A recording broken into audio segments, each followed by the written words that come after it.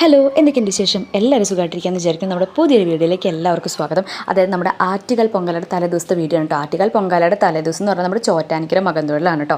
അപ്പോൾ ഞാൻ ഇവിടെ ആയതുകൊണ്ട് തന്നെ എനിക്ക് നാട്ടിലത്തെ ഇങ്ങനെയുള്ള കുറേ കാര്യങ്ങൾ, നമ്മുടെ ഓണം, വിഷു, അങ്ങനത്തെ നാട്ടിലത്തെ തനതായിട്ടുള്ള കുറച്ച് കാര്യങ്ങളൊക്കെ എനിക്ക് ഇവിടെ ആയതുകൊണ്ട് മിസ്സാവാറുണ്ട് കേട്ടോ. പക്ഷെ എന്നാലും നമ്മളെല്ലാം സെലിബ്രേഷൻസൊക്കെ ആഘോഷിക്കുന്ന ആൾക്കാരാണ്. എന്നാലും നാട്ടിലത്തെ ഈ പറഞ്ഞ ചടങ്ങുകളൊക്കെ നമുക്ക് മിസ്സാവാറുണ്ട് കേട്ടോ. പക്ഷെ എന്നാലും ഞാൻ രണ്ടാമത് ഇരുന്ന് ചിന്തിച്ച് വിഷമിക്കാൻ എനിക്ക് തോന്നാറില്ല. കാര്യം എല്ലാവരും ആഗ്രഹിക്കുന്ന ഒരു സ്ഥലത്ത് തന്നെയായിട്ട് ഞാൻ താമസിക്കുന്നത്. എപ്പോഴും എന്നോട് എല്ലാവരും എവിടെ ഹസ്ബൻഡിൻ്റെ വീടെന്ന് ചോദിക്കുമ്പോൾ ഞാൻ പറയുമ്പോൾ എല്ലാവരും അയ്യോ എത്ര ദൂരെയാ എന്ന് പറഞ്ഞിട്ട് എവിടെയാണ് എന്ന് ചോദിക്കുമ്പോൾ ഞാൻ പറഞ്ഞു കഴിയുമ്പോൾ എല്ലാവരും പറയും യു ആർ വെരി ലക്കിന്ന്.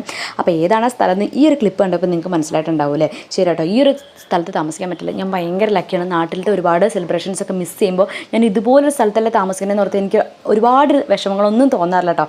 ഈ ഒരു സ്ഥലത്ത് ഈ ഒരു വൈബിൽ ജീവിക്കാൻ ഞാൻ ഭയങ്കര ബ്ലെസ്ഡ് ആണ് കേട്ടോ.